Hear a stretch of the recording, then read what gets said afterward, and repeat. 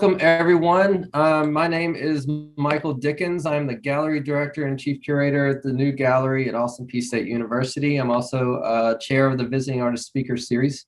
Tonight's event is brought to you by CECA, which is the Center of Excellence for the Creative Arts, and Austin Peay State University's Department of Art and Design. Before we start, I would like to acknowledge the traditional, ancestral, and unceded territory of the Yuchi, Shawnee, and Cherokee First Nations, on which we are learning, organizing, celebrating, and broadcasting today. And I know many of you are tuning in from around the state, as well as many from outside of Tennessee, so thank you all for joining us. Since Austin Peay State University is the Center of Excellence for the Creative Arts for the entire state of Tennessee, we wanted to find a way to support artists statewide. The CECA Tennessee Artist Fellowship was created several years ago to celebrate contemporary art and to support the continued creative work of exceptional Tennessee artists. There is an incredible number of amazing artists in Tennessee, but I think we can all agree that there isn't much financial support for them as we would like. So it's our hope that this fellowship will help a Tennessee artist maintain their practice and to know that they are noticed and that we support what they're doing. Unlike other fellowships, nominations and applications from artists are not solicited.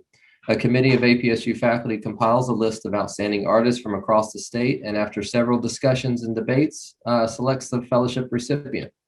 Through CECA's generous support, the selected artist receives $5,000 in unrestricted funds to aid in the creation of new work. And this is by far my favorite phone call to make each year. And an additional $2,000 to present an artist lecture, which we're here doing tonight. This year, we were able to award 2 fellowships, one to Karen Seeker from Nashville and one to Benjy Russell from Daltown. And we're here tonight to publicly acknowledge the second of this year's recipients, Benjy Russell. Tonight's talk will be followed by with some time for Q&A, where I'll be acting as moderator, so please feel free to submit a question at any time during the talk using the Q&A function below. The chat function below is turned off for this evening. All right, so Benjy Russell is a Choctaw artist who grew up in Oklahoma and lives and works in Tennessee. His work finds its place at the intersection of philosophy, science, and art to see the world prismatically and to unlearn harmful, antiquated social structures. Living as a gay man in rural Tennessee, he has found a thriving, diverse community of queer and trans people who serve as inspiration and collaborators. As an artist who has always looked to science fiction as a model for how we can shape the future we want, Russell creates a fictionalized version of the future he desires. Russell's work has been exhibited in solo and group shows throughout the country and Berlin as well, and has been written about in Voyage LA, Auteur Magazine, Out and About Nashville, Oxford America, and Lens Scratch. Russell is a co-founder of Liberty Art Camp, an artist residency in Liberty, Tennessee. Liberty Art Camp has hosted over 30 national and international artists from England, Spain, Canada, New York City, and Los Angeles, working in film, sculpture, performance, sound, photography, painting, and multidisciplinary practices. The fellowship committee acknowledges, and I quote, Russell's work is beautifully crafted and his constructed realities blend fantasy and science fiction with a true sense of personal investigation.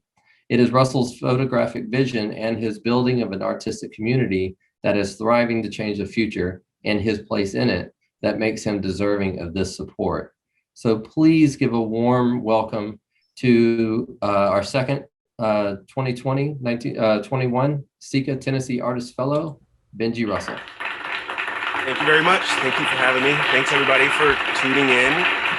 Halito, I'm coming to you from Dowelltown, Tennessee.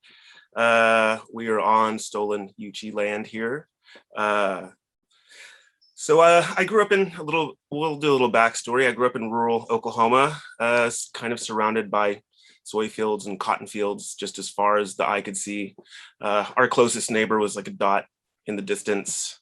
So I used to dream about like more creative worlds and like more interesting places. So I think when I picked the camera up, I turned towards building these sets and figuring out how to manipulate the images in camera as this means for creating a more interesting reality than the one that I was currently sitting in.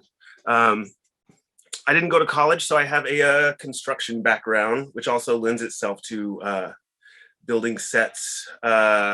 I also utilize a lot of old magician's tricks, like magician's wire and mirrors and smoke and light and all of that to create these kind of like fantastical images. So the construction background really lends itself to building these things. And whenever I first decided to really focus on photography as opposed to like drawing and painting, I would take my paychecks from these construction jobs and I would just buy as much film as I could and just keep running it through my camera, trying to figure out the math behind it, the science behind it, like trying to figure out every little thing about it so that I could figure out how to manipulate it and make it do what I wanted it to do. I also learned photography kind of before Photoshop too. So I'm a huge fan of just getting it right in camera. So that way you don't have to mess with post too much. But I started off doing heating and air work, which I was able to do in Oklahoma. I worked on an oil rig for a little bit. I worked in a factory.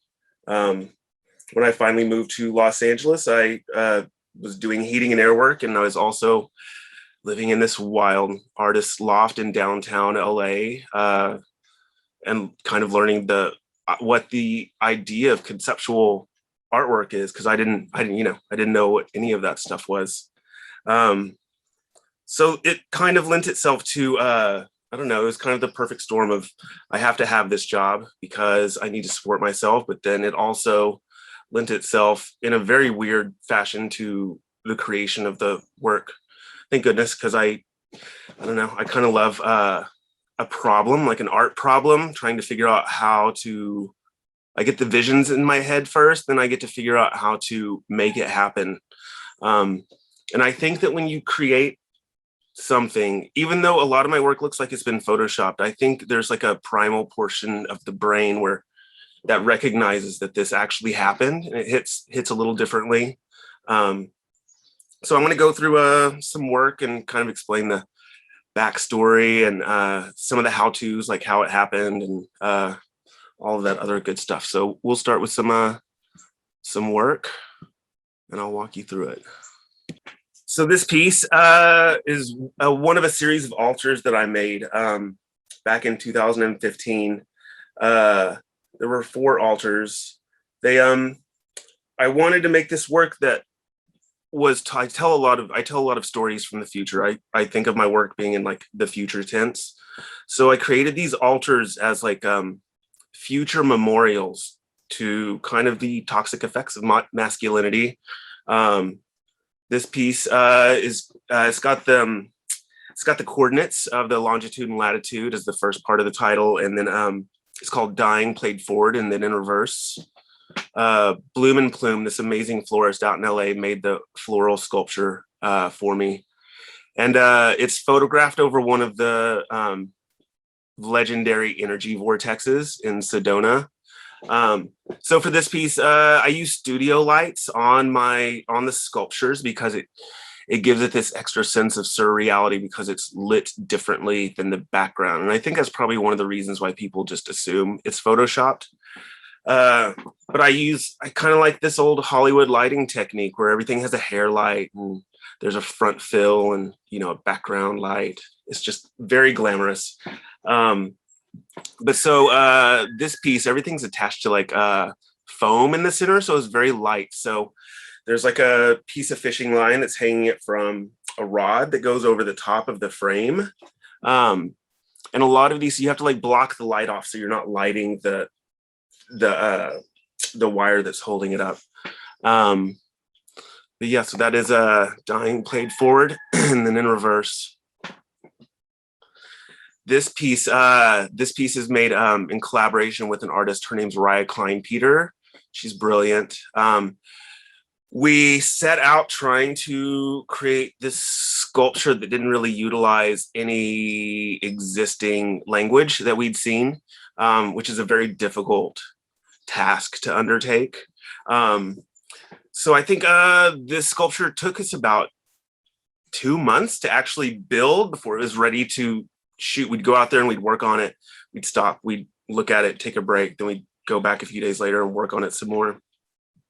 But it was huge. It was probably 8 to 10 feet across or something like that. And we hung it over the creek at our neighbor's house. So we had it finished, and we ended up shooting this thing on a Sunday. And so we loaded it up in the back of my pickup and drove it down Dry Creek, drove it past Dry Creek Baptist Church, where they were just getting out of church. And so everybody at Dry Creek Baptist Church that day got to see a truckload of people holding down this UFO-shaped structure, taking it downstream. So this piece is called Phantom Pregnancy. So this is a very good example of like my carpentry and construction background coming in very handy. I made this sculpture in Oaxaca last January, before pandemic and all that. But I was down visiting my friends Leahy and Hera, and they live outside Oaxaca City, and then they have a property up in the mountains about 5,000 feet up on Hera's family's ancestral land, where they're starting an artist residency. And so I get there, and it's just the most breathtaking place I've ever seen. I was so inspired, and I didn't have anything to make work with. I didn't even have my camera. A friend of ours that was with us let me use his camera.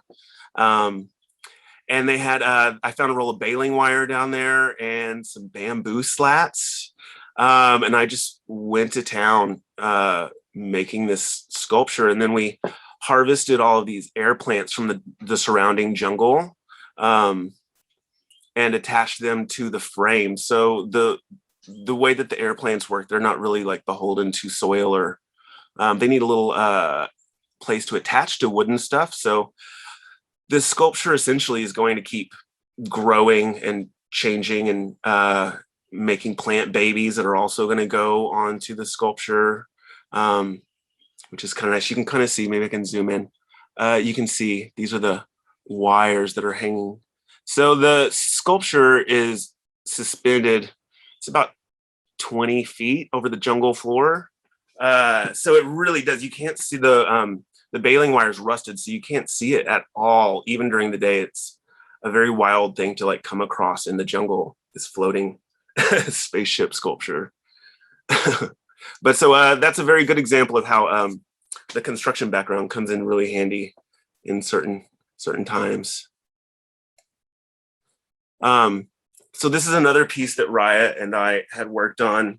I was interested in this idea of creating a sculpture out of light that exists for just a minute, you know, not even at like a 60th of a second.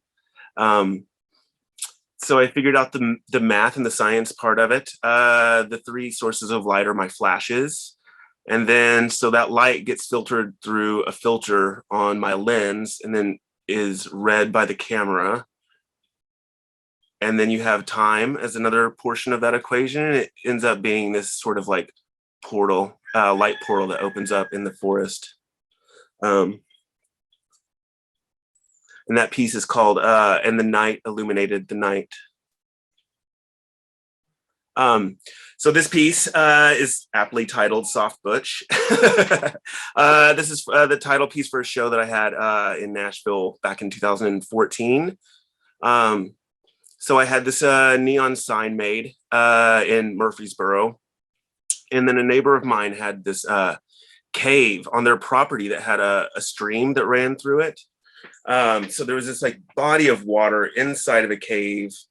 It's just like a very charged space, all of these like elements coming together. So to get electricity out there to light the neon, I had to run like 500 feet of extension cords. And I was shooting this in April, not April, it was February. It was cold as hell.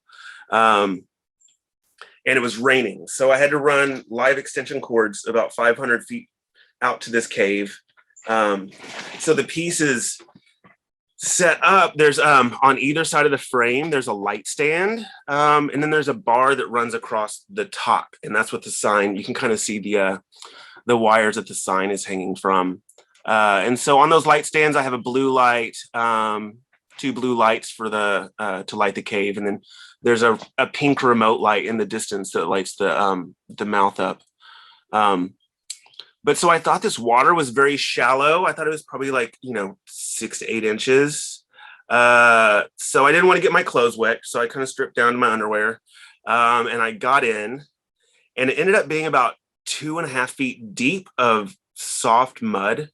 And so I had to like stand in this freezing cold water. When I was done, I couldn't feel my feet. And I had to stand in this water. I didn't tell anybody where I was going. And then I had to like plug the neon sign in to the extension cord and make sure that it didn't touch the water and that I didn't touch the outlet while I was standing in the water. I probably should have had somebody out there or told somebody where I was going. But when I got out of the water, there were these apparently there were these razor sharp rocks at the bottom of the very soft mud. And so there was just blood pooling all around my feet, but I got the shot, and that's I guess the most important part. And so this piece is called Transformation of a Broom, number 2. And so I had photographed this broom earlier in the day, up on the hillside in the hollers back behind our old house. And it didn't quite feel like it was done yet. So I doused the broom in kerosene, and I mounted it on the front of a rod so you couldn't see how it was floating. And then I put studio lights on the front so it kind of separates it from the background. But I just photographed it on my deck with the mountains and the plants and stuff everywhere. But the light was so bright that it canceled everything out. But I was interested in this idea of taking an element such as fire and taking like an object and then being able to turn that object into something else. This idea of transmogrification, turning something into something else. So a big part of my my practice is collaboration. I work with a lot of other artists. I love it. I think it's so important. I love this idea of forming a community of artists and people and like-minded individuals. And then especially if you're friends with other artists who you are just obsessed with their work, then the work becomes so powerful because there's this element of love and admiration. And it's like bringing two people with superpowers together. It's like a force that's greater than the two individually. Or like two mirrors looking at each other. It's like each is just a mirror, but together it creates infinity.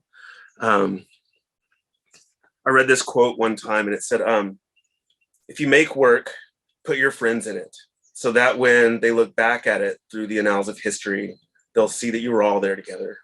And I just think that's so cool and so important. I mean, you look at some of the great movements, musical, art, political, whatever, you're able to see these communities of people that were coming together for a common shared purpose and vision. And I just think that's wildly, wildly important, especially in this day and age. So I'm going to go through some collaborative works with y'all. I was able to work on this beautiful film this last fall with these amazing folks right here. I grew this giant field of wildflowers in my front yard. And I mean, they're so talented musicians, visual artists, filmmakers. And so we got together and we started, we're going to make this very wild experimental version of like the Planet Earth series, but a little more psychedelic and future, a little more future thinking. But so this technique right here, this is done in camera. I kind of discovered this this technique by accident. I had bought some mirrored acrylic for a shoot for this band that I used to do a lot of work for called Shiny Toy Guns. And I just leaned it up against the wall on the backside of the house one day, and it created this wild effect, and it looked very expensive, and it looked very super psychedelic and surreal. So it's just, especially for video, it's a really nice, easy way to have an expensive looking effect, and it doesn't cost that much money. So this piece is called Only the Lover and the Child Have a Heavy Heart. This is work that I made with Raya Klein-Peter for the body of work we made called Hazing the Muse. But like a piece like this, it's very difficult to do without collaboration or without community, because it takes so much. So for this piece, my neighbor Carly Thompson came down to help us. My friend Tripp was there. Raya was there, and I had just spent 2 or 3 days on YouTube trying to figure out how to make balloon columns. And so we shot this at a different cave at a neighbor's house. And so to get the effect that it's flying up and out, I just tied a rock to some string and threw it over one of those trees that were coming out of the mouth, and then just started tying the balloons to it, and then just pulling it up, and then putting more balloons, then pulling it up over and over again. But yeah, that a piece like that, you can't really do that on your own. It takes it takes more than one person.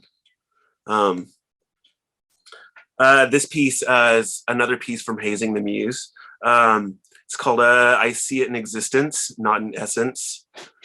So this sculpture is a lot smaller than the other one that we made. The sticks are a lot smaller, and you can kind of see it's like held together by yellow electrical tape. And then it's suspended from a tree. And this is my front yard, not to brag, but all these flowers. And so this piece, this is another one of the altars that I built for the work called Battlefield of Flowers. So we built the sculpture. I was out in LA at the time. I spent the winter in LA that winter, and Raya was out there, and so she helped me build this for the solo project that I was working on. But they're just these clear acrylic tubes they sell at Home Depot to go over fluorescent tubes, and clear masking tape. So it's very lightweight. We photographed it at 2 o'clock in the morning under the full moon. What it's hovering over is it's a former military base. It's a machine gun turret, and that's overlooking the Pacific Ocean. You can kind of see in the distance that's Catalina Island. But so I wanted this piece to, it's called, it's the longitude and latitude of the location. And then it's called The Reparation of Man. But of course, like, the effects of toxic masculinity is present in war, is definitely where it's most unchecked, and it's most violent, and it's most dangerous and lethal. So I wanted to photograph it under the moon, so it would kind of act like a crystal that was being charged, and then to essentially heal the land underneath it.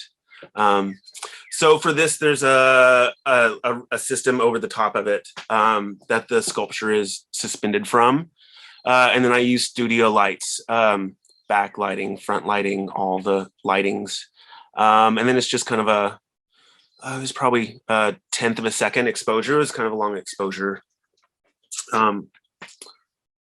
So this is another one of the altars. This piece is it's the longitude and latitude of the location, and it's called Sentient Stars. So it's this giant balloon. It was probably about 6 feet, 5 to 6 feet, whenever it was fully inflated, in the Center Hill Lake near where I live. And I had placed my light behind it so that the orb would essentially become the light source.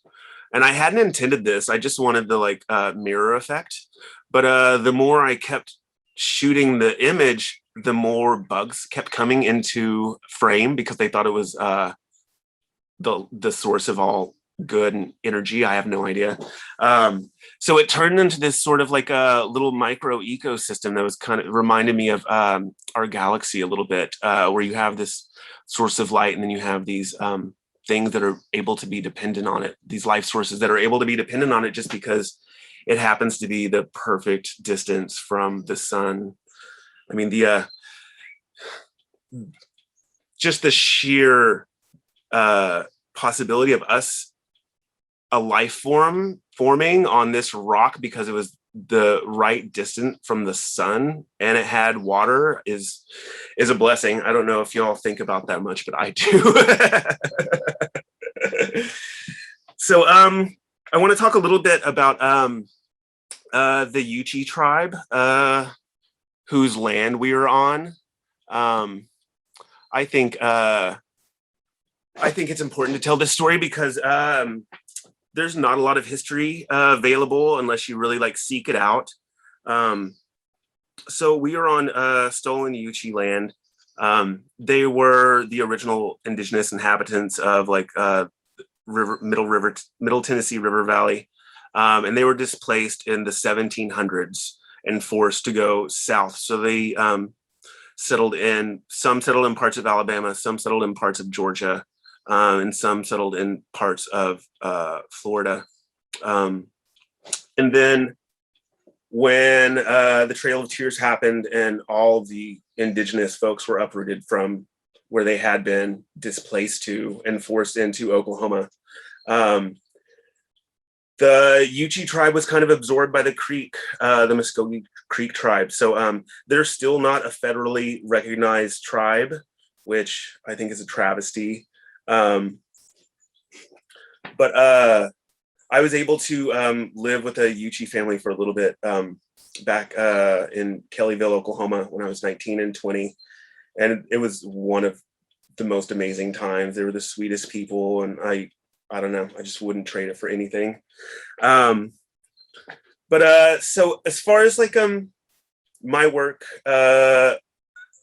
deals a lot with like future storytelling, climate change, what have you. And you can't really talk about climate change without talking about the indigenous land back movement. It has been shown time and again that pollution, deforestation, and biodiversity loss are wildly less in indigenous controlled lands. And there's a lot that we haven't reckoned with. And Deb Haaland is the new Secretary of the Interior. Everybody needs to be paying attention to her. She is amazing. She is the Department of Interior, it controls like most of the federal land and the resources on it. The national parks, the Bureau of Land Management, the Bureau of Indian Affairs. And Deb Haaland is the first Native American who is in this position. So Native lands are back in Native hands, and she has an amazing agenda. You know, she wants to talk about broken treaties, and these broken treaties with the United States government that have just been ignored and forgotten about because it's best not to talk about it, I guess.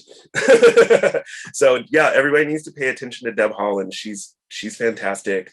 And so I grew up back in Oklahoma. I'm Choctaw. I kind of consider myself a white Choctaw because I have a lot of white privilege. I get to walk around in town and not have to worry about a lot of stuff. But I'm very grateful that Choctaw tribe has always been there. We've always gotten healthcare from the Indian clinic and school supplies and tutoring programs with the other like indigenous kids at school. It was very cool. I'm very appreciative of them. And so yeah, we'll look at some more work. All right, so this piece is called the Violent Birth of Helen Mathers. This took place at the last house that I lived at, called Sassafras, where we hosted the artist residency program, which was such an amazing thing to get to do. So when I first moved to Middle Tennessee from LA, we came out here with the purpose of starting like a very informal artist residency program, just like inviting all of our friends out to come and make work and meet each other and like experience the mountains and streams and creeks of Tennessee. And this is a really brilliant artist that we hosted for quite some time. This amazing person, Vivi, I just love her so much. She's one of my favorites. So this is actually my garden with about 14 different kinds of light sources in it and a fog machine. So I had a vision of this image probably like a year and a half. And I told Vivi, I was like, I got to download, we have to do this. And it took us like a year and a half before we were both here in Tennessee. So where we were able to do it. I just love it. It's so punk rock, Garden of Eden. This is Raya that I made a lot of work with, and my friend Trip. So this is the bent mirrored effect. This is the back porch of the last house that I lived with. And this is the first time that I really like got to dig into this effect. And I don't know, it didn't disappoint at all. So this is a piece I did with Raya for Hazing the Muse. This is probably the first piece that we did together. It's called Self-Portrait of Me by You. And we were actually right next to this is our friend Billy's place. And right next to this, there was a goat barn that we were building because our landlord was letting us do work trade in exchange for rent. So we were building a goat barn and we ended up shooting this on our lunch hour. And so while we were shooting it, Billy had hired some like kid to come out and like bush hog or do something with the fields. He was probably like 19. And he saw what was going on and he just kept driving by real slow. And every time he'd drive by, Ryan would put a robe on. Needless to say, this was a story that was talked about at the local gas station after the fact, after he got out and spread the word. Another thing I'd like to talk about is wealth redistribution. I think this concept and this idea is very important. And for a lot of reasons, we're going on 500 years of capitalism as like a dumpster fire of an experiment, which has led to massive amounts of wealth hoarding.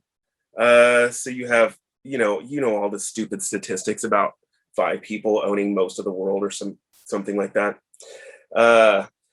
So anytime you have an individual who is hoarding resources or hoarding money like that, what they're essentially doing is hoarding resources. So you have one person holding enough resources for, however many millions of people. So I really, right now, since we're in the midst of capitalism, I look to this like form of wealth redistribution that can happen on the grassroots level, on like a personal level. And then of course there's ways that we can see it like institutionalized. Reparations are, way past due. We have this like systemic generational financial racism that has existed where Black and brown folks have been exempt from things that white people have had for generations, like hundreds of years. So it's something that needs to be reckoned with on an institutional level. The way that I do it, so I use this app called Capital, and it's QAPITAL. And what it does is it monitors your account. It's like a money savings app. And so what I do with it, you can set it up so where it'll take a percentage of money that's deposited into your bank account for certain goals, funds, whatever. And so I have it set up so it takes 4% of my income out for reparations. And then I have another 6% set up that it takes out for other general fundraisers that I see. But what this does is it allows you to like see an actual number of dollars that you have set aside. And since it's based on a percentage, it doesn't ever overwhelm you. It's not ever more than you can afford. And it's whenever you do see a fundraiser happening, it's so nice to be able to look at a dollar amount and say, oh, good, I have this amount of money to distribute to this fundraiser or this person in need. And since it's based on a percentage, it's applicable to any income. You can set the percentage higher, set the percentage lower. I don't know. I just think it's a nice life hack and how to incorporate the idea of reparations and redistributing money into your daily life. I think it's important that you don't give money to institutions. I think you should be giving money to people and individuals. You know, like, why are you donating money and then 80% of it goes towards somebody's CEOs or, you know, administrative costs? It's asinine. That's not a good system. Oh, and so some fundraisers. I've started stacking my the link in my Instagram bio, the link tree there. I've started stacking it with some good fundraisers. So if you're looking for a place to put money, I've got some fundraisers set up in there, and I'm going to be putting some more in the next day or so. So keep checking back in. I'll try to keep that as a good resource for folks. They're all people that I know and people that I love and people that I believe in. And I think it's important that we hold each other up, you know, because the system isn't always stacked in our favor at the current point in time. And so that kind of leads us to the next piece. So this piece is a collaborative work that I made with my friend Clutch, who publishes under the name T. Fleischman. They're just brilliant. They're one of the smartest people I've ever met in my whole life. And I'm so grateful that they're a part of mine. And they're one of the most brilliant writers. So post-scarcity, I'll read the definition of it. And then I'm going to read a little excerpt from their book afterwards that talks about the making of this piece. So post-scarcity is a theoretical economic situation in which most goods can be produced in great abundance with minimal human labor needed, so that they become available to all very cheaply or even freely. This is the crux of this is technology. So you're looking at our technology getting to a point so where it's so advanced that there aren't actually people being required to do things like, you know, dig coal or, you know, go into mines or, you know, like sit in a factory and manufacture things, which we're getting to. We're seeing that. And like a lot of people have this fear about post-scarcity that it's killing jobs, but we'll get to more of that later. So I'm going to read a little excerpt from Clutch's book. It's called Time is the Thing a Body Moves Through, an essay. I highly suggest everybody pick this book up and read it. It's brilliant. Everybody agrees. The whole world agreed it was brilliant. So this is the excerpt from the book. It's told from Clutch's perspective. Benjy and I have placed a mirror as wide and tall as my arm span on a card table in the flat bit of his front yard. The mirror shows sky, and beside it we set a ladder and his photography equipment.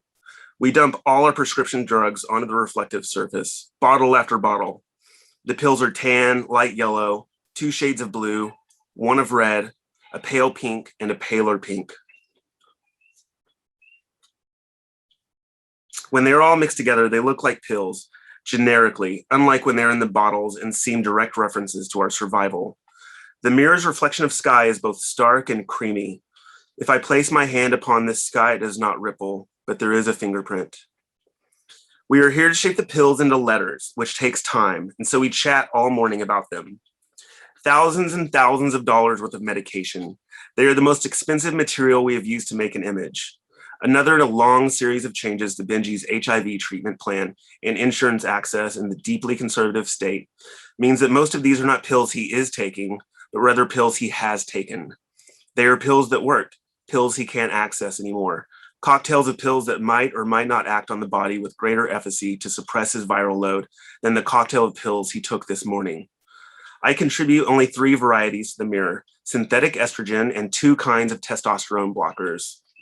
These pills, too, have been rendered different with the sudden announcement that there's a shortage of injectable estrogen in the United States, a combination of FDA policies and disinterested manufacturers conspiring to end the production of oil.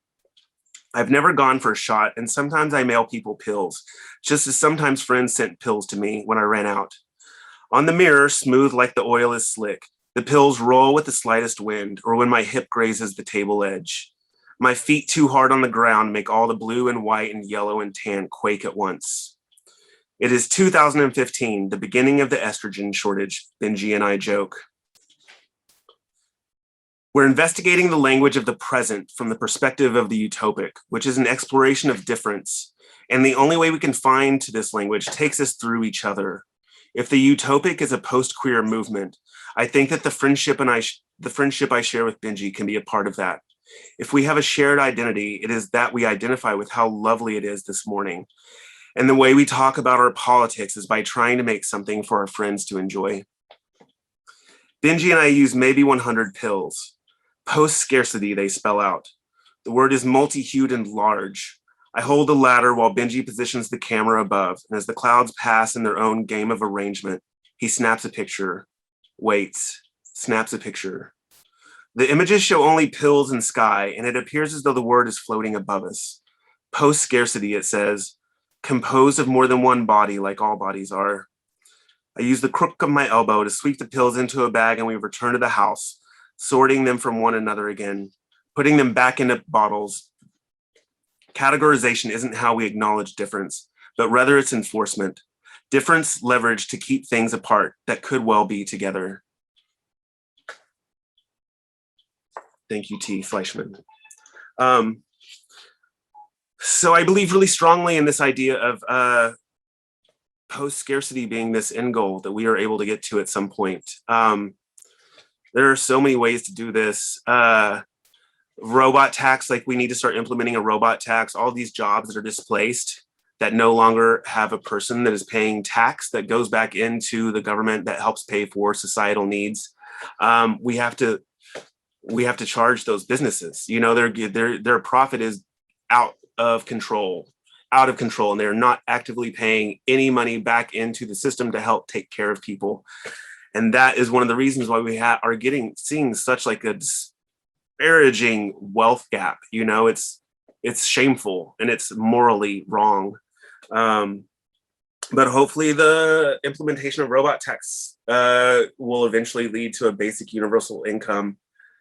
People shouldn't be living on the fringe of death. You know, like you can't expect people to survive when they don't know if they'll be able to buy food, or if they'll be able to survive the winter because they don't have a home, you know, because they're houseless at the time. I think it's important, and I think you have to quantify quality of life. You have to put a dollar amount to it right now because we are in a capitalist-run society.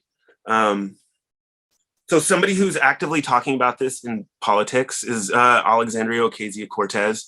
She is one of the smartest people in United States politics right now. And I suggest everybody follow her. If she does an Instagram live story, you watch that because it is fascinating. And she is so intelligent. She's the first person who I actually ever heard mention the idea of post-scarcity out loud. It was this theory that I'd read about. And she was doing an Instagram live video, and she'd just gotten back to her apartment in DC, and she didn't have any furniture. So she was putting IKEA furniture together and drinking the biggest glass of red wine I've ever seen. And she just dropped post-scarcity, and I was amazed. I'd never heard it. So pay attention to AOC. But as far as, I'm going to talk about my HIV medication a little bit in terms of post-scarcity, just so it kind of drives home how ridiculous all of it is, all these structures, all these like constructs are. So I take two medications for HIV to suppress my HIV. It's Odefsey and Tivicay right now. And so I did a little research yesterday, and I Googled how much the average cost of each of those medications are. And they both average around $2,300 a month. So together it's $4,600 a month for two prescriptions, which is a lot. And then I went to check my insurance to see what they were being billed. And they're being billed, Odefsey is billing my insurance $6,500 a month. And they're billing for Tivicay $4,000. So this organization is getting $10,000 a month somehow from Blue Cross Blue Shield and this copay assistance. And I think it really drives home the idea that it's all imaginary. There's nothing about these pills or medication that cost $10,000 a month, nor should it. But they put that price on there and they know that they're going to be getting it through insurance and through other ways that it's being subsidized and they're getting paid for. I think it's atrocious. And I think we have to pay attention to that. There's an end game somewhere. Yeah, that's my post-scarcity rant and my so here's some more work that Clutch and I have made together. This piece is called Come to My Window because Clutch is so funny about their taste in music. They love that song. This piece is called Squirt. It's a sex joke.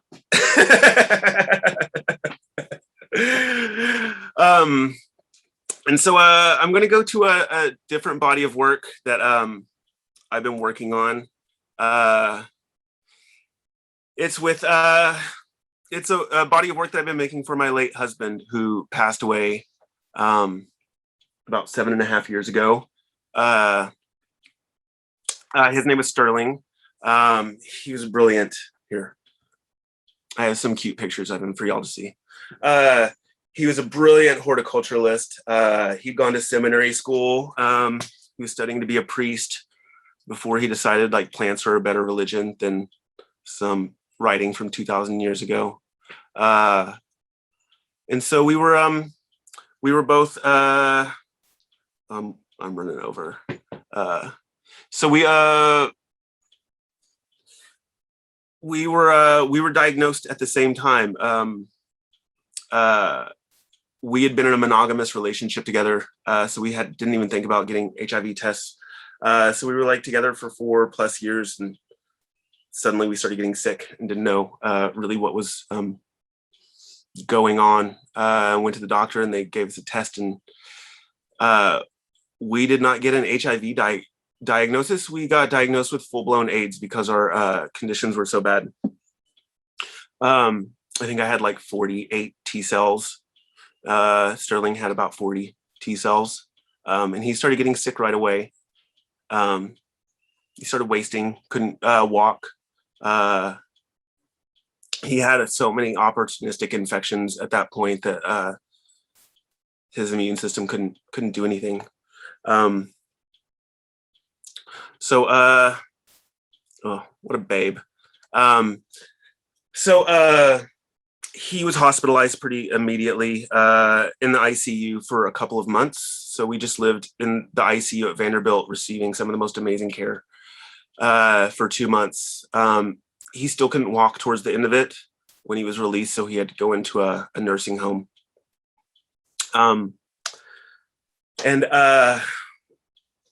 He ended up passing away in December of that year. And I was lost at the time. I started making work at some point pretty quickly afterwards. I didn't realize that it was going to be a body of work at the time, but it is in retrospect. Anniversaries, dates would pop up, and I would, memorialize them by making art, having a ceremony or ritual, remembering him. Somehow art would happen as a result of it. So I'm writing a book that's going to have the artwork in it, and then some writing about death and grief and what happens after this life. This piece we made while he was still alive. We made this together. It's called Morning Piss, the ties that bind us shall never tear us apart. So I had noticed where I was pissing off the front porch every day that butterflies were collecting. So as an experiment, Sterling and I started peeing on my chainsaw every morning. And after about 3 weeks, I noticed the butterflies were flitting onto it. So I took it out into the woods and I suspended it with a fishing line. And within like 2 hours.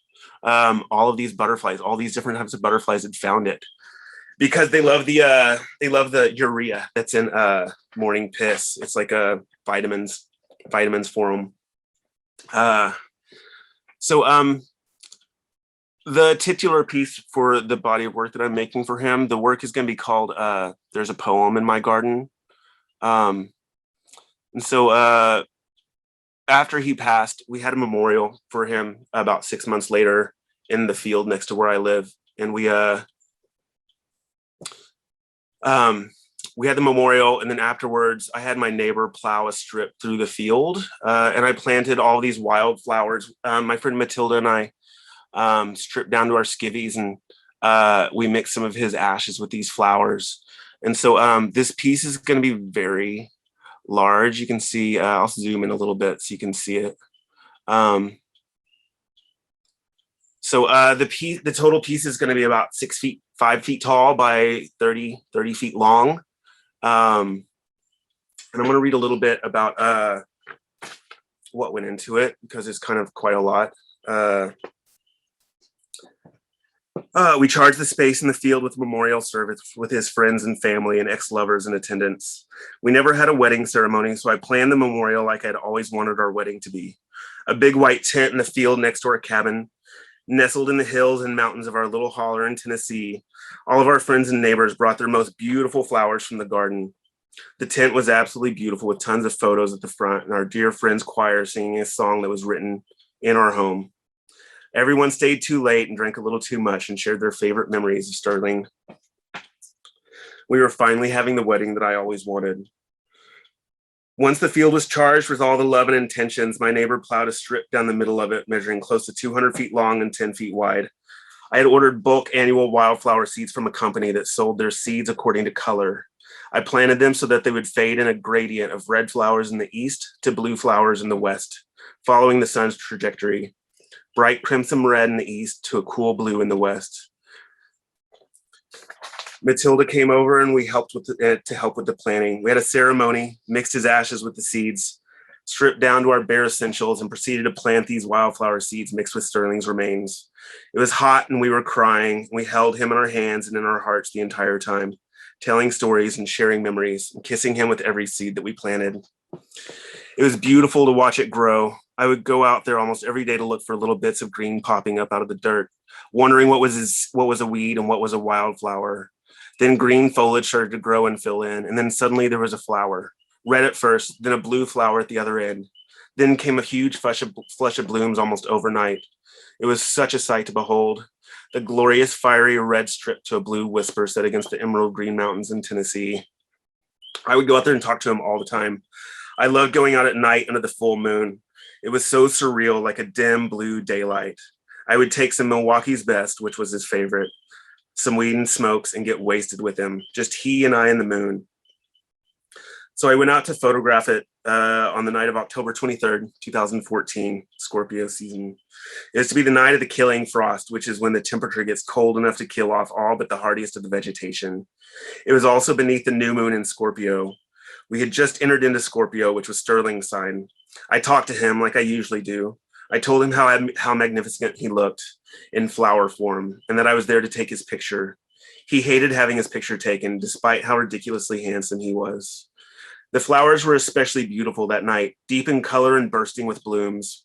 In less than 8 hours, they would all be dead from the freeze. The photograph was taken at their peak, but also right when nature had decided that it was time. I only photographed the red flowers, the part that represented his time on Earth. I didn't think it was my right to try and make any definitive statements about his new form or existence. And then I harvested flowers that night to make wine from, which is another piece.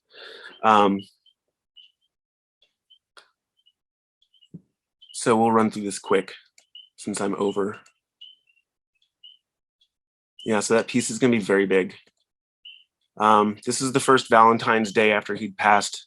It's called Sometimes I Kiss the Flowers and Imagine They're You. This was at my parents' home. This is on our 3-year anniversary of his death. It was very odd to be back in Oklahoma experiencing that. I didn't know what way was up. This photo is actually a very apt representation of what it feels like to have these like moments of grief. Oh, this is his spot. So the Radical Fairies have Memorial Ridge, where they have memorials, and this is Sterling's memorial up there on Memorial Ridge.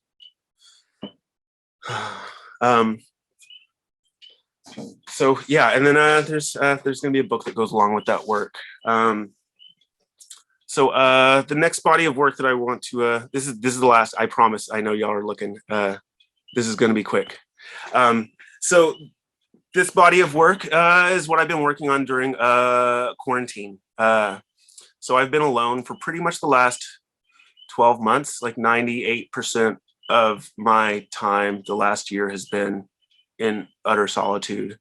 It's just me and nature and my thoughts. And I don't even talk to myself, so there's not even that much vocalization happening. So I apologize if I'm a little out of practice. So being so alone, I think Sterling tuned into that. He's been around a lot in the last year, you know, popping in, giving me presents and gifts and stuff like that, and letting me know what his thoughts are on the future plans of everything. He's very happy, in case you're wondering. He's very stoked about everything going on. But being alone, or being here with him again, I was able to kind of we were able to fall back in love together a little, in a very like deeply and intimate way. But so at the same time, I started experiencing these kind of auditory hallucinations. And so the work started off like trying to make sense of that. And then it kind of evolved over the course of the year to like these love poems that I was making for Sterling, because I'm starting the artist residency and we're building right now. So there's these sculptures are kind of meant to act as like placeholders for architecture that's going to happen in the future.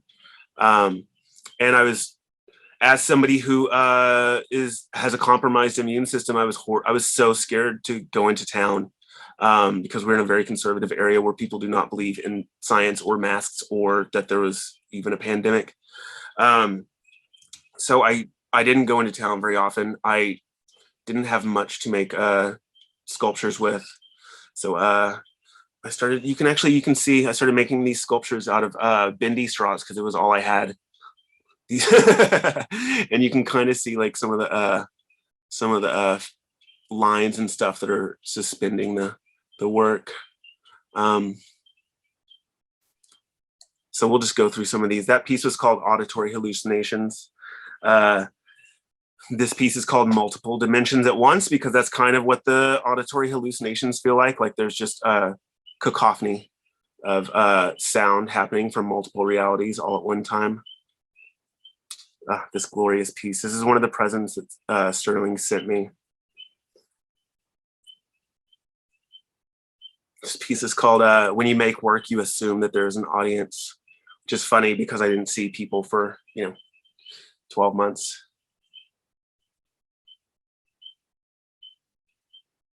In this piece. So it was November before last. This bloom came up. This iris started blooming on Sterling's birthday, and it blew in November 8th, which irises do not bloom in November, they bloom in the spring. And it came up on his birthday and it bloomed all the way until his death day. And the variety of iris is called Immortality. So he knows I get sad that time of year, so I thought it was really lovely for him to send me that present. All right, so that is that. I am so sorry that went over. There's a Q&A that's supposed to be happening. Wow, thank you so much. Yeah, so sorry I went over. I knew no, that. No, you're good. Gosh, the way you talk about Sterling is so deep and rich and admirable, and I noticed when you started talking to him, I could hear the tree frogs Mhm. in your background. Great, that's him. I mean, he's very vocal. Anytime I talk about him or ask him questions, like he'll send me little little messages like that. It's super sweet. Uh, uh, uh, if anyone has any questions, so the Q&A at the bottom, feel free to shoot the questions, and probably maybe about 10-15 minutes or so we have to ask Okay, away. perfect. Yeah, there's one that popped up earlier. It says, All right, perfect. yeah, your work is linked to a sense of landscape and a sense of place. So can you elaborate on your relationship to the land you live on and the local community of Dowtown? Oh yeah, absolutely. So Well, before you do that, where is Dowtown? so Downtown is about it's about an hour east of Nashville. Okay. There's a little blip of mountains. It's kind of, you know, it's the sticks. It's in the middle of nowhere, but there's a very old queer community out here that's been around since the 70s. Short Mountain Sanctuary, Radical Fairies, and there's Ida, which is more of like a POC trans like punk rock anarchist commune, which is cool. So I live in this wildly conservative area, but I am exposed to some of the most progressive ideology. Anytime I go to LA or New York, I'm always shocked that people are not as up on their stuff as I am living in rural Tennessee, just because I'm so grateful. I love this community. I love the people here, and I'm so grateful that I have access to this. And, you know, as growing up as a queer man in rural Oklahoma, I didn't think that you could be queer and live in the country unless you were like Brokeback Mountain, you know, like isolated and not having any relationships. And, you know, so I get to have like the best of both worlds out here. I'm grateful. Right. So is your connection to the land, I'm going to be presumptuous and presume is kind of with your roots as Choctaw. Yeah, absolutely. I mean, I don't make work specifically about being indigenous, but it is obviously informs everything. It informs the ideas, it informs the belief system. And like, I don't know, I'm very consistently in awe of nature and the cycles. So you know, the nature and the landscape is kind of like my muse here. Right. So another one just popped up. So can you talk on the importance of creating your own institutions, which you can demystify art and art making and resist alienation and at least temporarily escape capitalism? Yes, I love this answer. Yes, let's talk about institutions, because I forgot to go over that in my wealth redistribution and post scarcity talk. So I am a 43-year-old working artist. I've been doing this for 20 plus years. And I have been denied for every single grant and artist residency that I have ever applied for. 100% across the board. I've been applying for grants and residencies for at least 12 plus years. And this brilliant grant that I got from CECA and APSU, I didn't apply for. So I get very confused about the way that the institutions are ran, the level of gatekeeping that goes on. I think I didn't go to college, so I don't have an education to list, and I think that is one of the main reasons I get denied for so many things. I also make pretty work, and people think pretty isn't smart. It's not very popular in the contemporary art world these days. But yeah, I think the systems are not great. And so I think I'm creating this residency to kind of exist outside of the system. And I think you have to look at new ways of doing things. Yeah, the system isn't great, and it hasn't done me, you know, until this last December when the most beautiful Angel Michael called me with like the great news of a check. That's going on my business card. God, it should. That was the best moment. No, we look at a lot of work around the state, and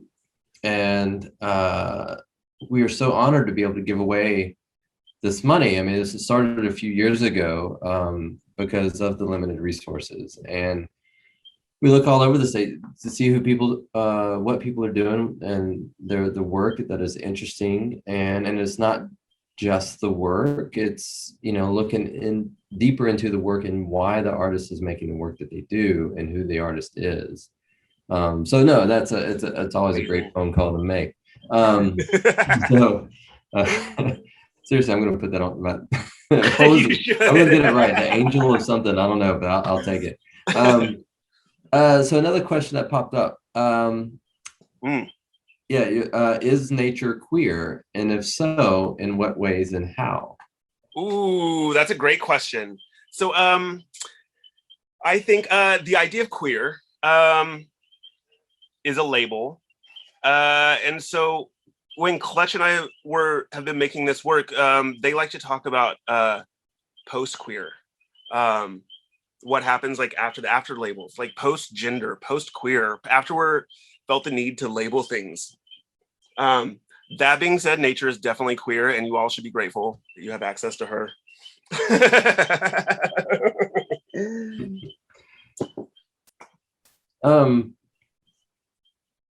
I had a list of questions, and I think I kind of threw them out when you started talking about Sterling because I was so enthralled. The strip of grass or strip with the wildflowers is it's so beautifully poetic, and the way your relationship is with the dates and the times and and maintaining that connection with him is. I didn't know it was gonna be work.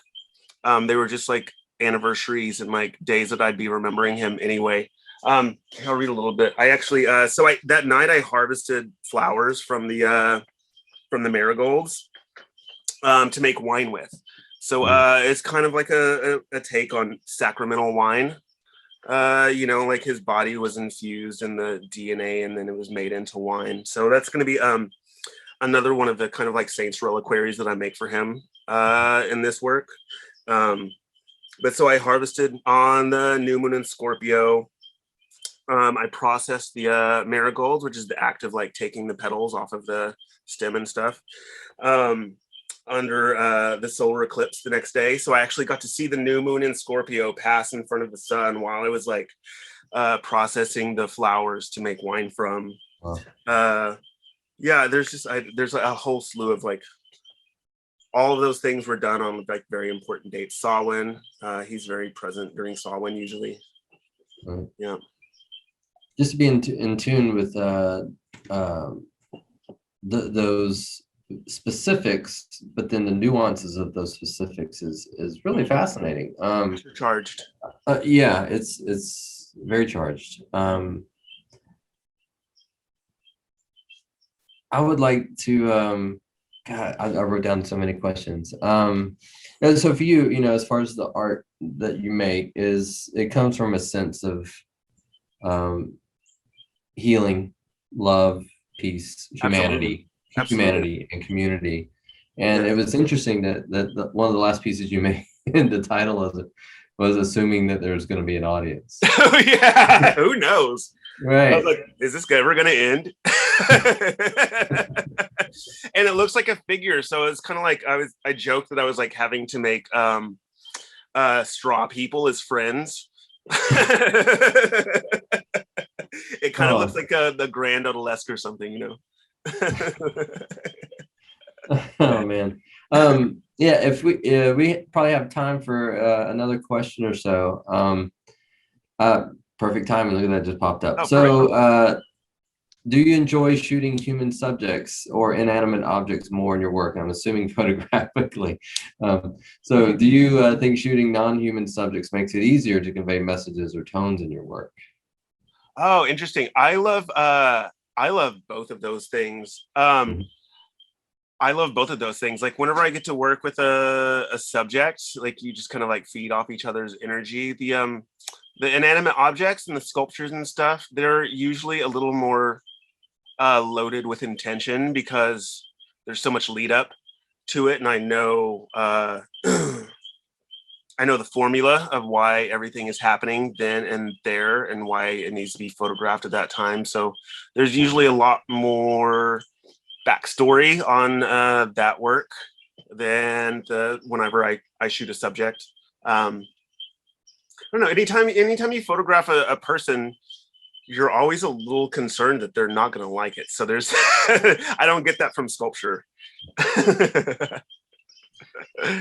No, we talked about this yesterday, and I want to kind of bring it up. We talked about the shooting the subjects. So going back into your views on capitalism and reparations and kind of giving back to the community and giving the money to the proper spaces, you talked about donating time and energy. Oh yeah. Talk So about when that a little bit. I photograph sex workers in my community, and now like more than in just my community. I have this, at the time I didn't have any money to give back, but I had this like wild skill set, which is kind of like a superpower, where I was able to photograph people in my community who did sex work, and they had these like very expensive looking images that they were able to then use for advertising and charge more money. They looked hella professional. It looked like they spent a ton of money on them. And so that in turn is able to like bring money back to them, money back into the community.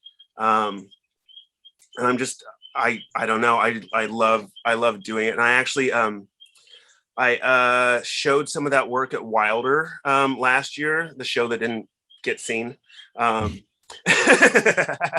So I broke down the pricing paradigm with them, and they were so cool and rad and on board. But the work that I did show, if any of that were to sell, the price of the print and the manufacturing would be taken off the top, and then everything would be split into thirds, and Wilder would get a third, the subject, the person who is in the work, would get a third, and then I would get a third. And I think that's important, especially if you're working with a marginalized community and you are directly profiting off of that.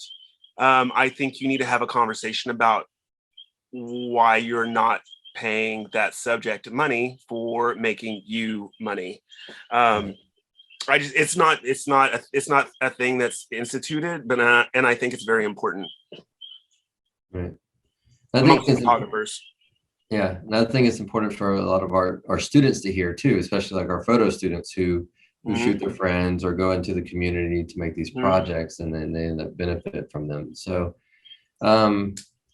yeah. So you can't take more than you give. There you go. There you go. So on that note, and in respect for time, so I'm gonna have this conversation. We're gonna continue talking, me and you, because I just want to pick your brain. I love your laugh. I love that. Your laugh. And I want to come see all the land and the garden. I would love to. Yeah, you need to. You absolutely do. You absolutely do. I still so the work that I was making during pandemic, I still have this dream of like having it printed so it can hang outdoors and inviting people out to view the work and like getting experience the mountains and nature and stuff. I'm sure everybody's chomping at the bits. So yeah, I'll let everybody know when that happens. Yeah, let us do. We'll we'll support that. So thank you so much, Benjy. Of course, thanks for having me, Congratulations again on the fellowship. This would not be possible, of course, without the Center of Excellence for the Creative Arts, and Dr. Cruz, who leads the center for us here at Austin Peay. So, again, thank you so much, sir. Of course. Thank you for having me. Our paths will cross soon, and to everyone that came out tonight, thank you so much. I put Benjy's Instagram handle in the chat, so you can follow him and check out some of the other work. And yeah, I guess we'll see everyone hopefully next week. Stephanie Sihuko is Monday night, so it'll kind of finish off our Visiting Artist Speaker series for the year. So, all right. So, welcome. Thank you, everybody. And thank you again, Benji. It's been good. Yeah. Thank you, Michael. Have a good Talk evening. soon. Good night, everyone.